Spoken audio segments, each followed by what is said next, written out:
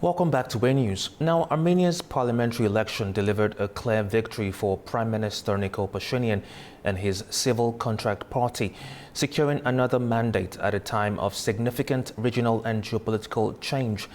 With the campaign now over, attention is turning to what comes next, from relations with Russia and the West to the peace process with Azerbaijan and the expectations facing a government that has promised stability, reform and continued regional engagement. Joining us now is Associate Professor Orhan Valiev, Head of Department at Kazakh University, joining us from Baku. Thank you for joining us, sir. Well, it's a pleasure. Thanks for the kind invitation. Now, what do the elections results generally mean for from Azerbaijan's perspective? Yes, it was the historic election in the history of the Republic of Armenia, which has some interest of Azerbaijan as well, because of the ongoing peace process between two countries. First of all, I have to mention that the Pashinyan won the election, first of all, due to the new context of the region, not just country, that has been shaped by the Second Karabakh War.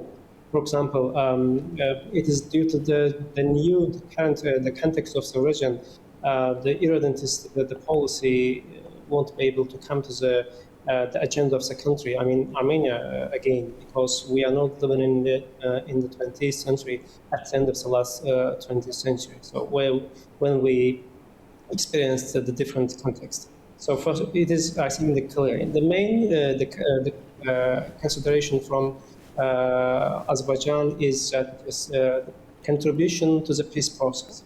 So because there was some opposition sides during the process, the campaign process, so that they promoted the irredentist nationalist policy that could have eliminated achievements over the last 5 years regarding the peace process, peace negotiation. So therefore, I think the issue is that the Armenian citizens, elected the government who proposed the Armenia within its the territory, which is recognized as international law, and they proposed the recognition of the territorial integrity of Azerbaijan, which is the gap between two countries in terms of the peace process. So now it is, I think, time to focus on the next process in terms of the signing of the final peace agreements between two countries. So Azerbaijan's the main to focus on this, the Pashinyans, the government and its reaction to the process. Now let's bring in Russia into the equation. Moscow invested considerable political attention in this election. Now, what conclusions is the Kremlin likely drawing from the results? You know, in terms of the former context of the region, not Armenia, the Russia dominated the context. But however, first of all, Azerbaijan, won the Second Karabakh War and proposed the peace process. So Azerbaijan became a full-fledged sovereign state in its recognized territory. So and then we started to have new engagements in terms of Turkey, in terms of EU, in terms of the US engagement. The finalization, the process of US engagement was in Washington last year, right? So it was considered by both leaders, as President Ilham Aliyev and Prime Minister Pashinyan, that the starting time of the de facto peacetime between two countries. Therefore, we have the new engagements in the region, and also we have some regional and global context, new context that Russia they won't be able to dominate or insist the hegemonic the policy or interest in the region in terms of Armenia. Therefore, I think it's not possible. So all the sides will have to integrate to the new reality that started right after the Second Karabakh War and culminated in Washington, D.C. last year. Now, what does the opposition's second place finish tell us about the depth of public dissatisfaction within Armenia's political status quo? It tells us that the ordinary Armenian citizens elected him as the prime minister that will be able to organize the government, new government. But however, the election result tells us that he will have to maybe how to say, just work on the new the issues in terms of some change on the constitution. So therefore, it seems that he will have a little bit the challenge in his society. We will see because of the result of the election. Because results has 2 points. His government, his team will be able to be just the full the government.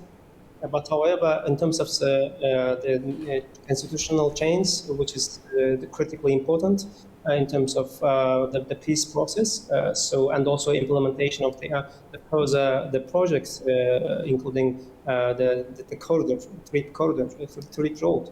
So therefore, I think the results has 2 the points. But I think it's normal. It's not the huge surprise. Now let's bring it back to Azerbaijan. How do you think Pashinyan can move forward with peace treaties like with Baku when he does not have enough majority for the constitutional change needed? I think, by the way, we have some positive the reactions from Pashinyan sides during the May, the European summit, and also after the elections, at his press conference. So it is just positive the reactions that from his side. But however, we should focus on the implementation time that maybe will be a little bit difficult and not easy, because as I emphasized at the beginning, the context is different, which is not easy. So we are going to just witness implementation process, which is critically important. So the Azerbaijan's the focus on the change on constitution that will facilitate the signing of the final peace between 2 countries, and signing of the final peace agreements between 2 countries will facilitate and contribute to the establishment of or implementation of the further projects.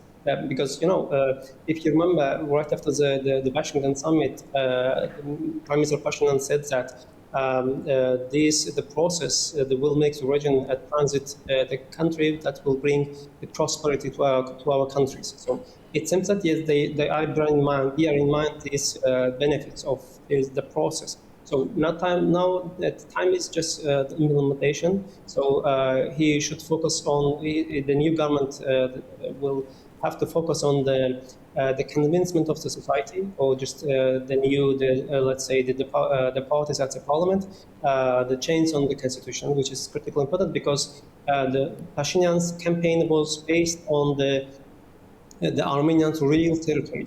He tried to show the people that we have the certain territory which is recognized by the international law. So the Karabakh is part of the Azerbaijan, which is recognized by the international law. So it was quite another positive the points. Now it's time to implement these proposals. Now, currently, the vote cast for the Prosperous Armenia Party are being recounted. If the party reaches the 4% threshold, the 64 seats provisionally allocated to the civil contract could be reduced to 61, depriving them of absolute majority. How important is that? Actually, it is a new the reality to the Armenian politics. Actually, over the last it's the independence times, because first of all, it's not a snap election, as which has been emphasized by the many experts. So this is an historic election, right? So that brought the new things, new experience to the Armenian politics. So the Prime Minister Pashinyan will have to try to do that, including just the 4% will be maybe will be the critically important to the process in the coming months. So while they're focusing on the process, I mean, just the peace process, constitutional change. So therefore, it is a new reality to the Armenian politics, so that they will start to experience this right after the election. That was Associate Professor Orhan Valiev, Head of Department from Kazakh University, joining us from Baku. Thank you for your time, sir. Pleasure.